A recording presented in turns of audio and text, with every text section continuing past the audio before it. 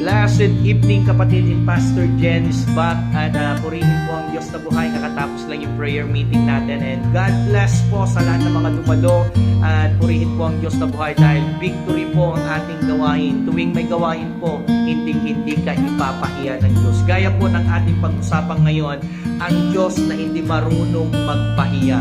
Kung sa katalinuhan mo, sa kalakasan mo, sa talento mo, at mananahan ka lang sa iyong sarili, mapapahiya ka lang kapatid.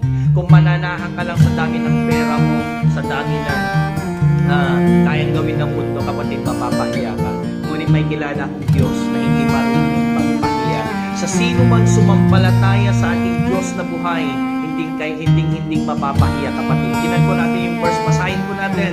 Romans chapter 10 verse 11, ang sabi niya po dito kapatid, Roma 10:11, sinabi nga ng kasulatan, ang sino man sumampalataya sa Kanya ay hindi mapapahiya. Anong dapat mong gawin? Sumampalataya ka na ang Diyos na pinaglilingkuran mo, hindi kang ipapahiya. Lagi mong i-honor si Lord sa lahat ng gagawin mo. Lagi mo siyang i-acknowledge sa lahat ng mga plano mo. I-acknowledge mo siya sa pangarap mo. I-acknowledge mo siya sa negosyo mo. I-acknowledge mo siya sa lahat ng gagawin mo, kapatid. Kailanman hindi ka mapapahiya. Magtiwala ka at sumampalataya ka that Jesus can do everything in His name, kapatid. Kaya mga kapatid, sa gabi na to, ang Diyos na pinaglilingkuran mo, basta sumasampalataya ka, sabayan mo ng gawa, because faith without action is dead.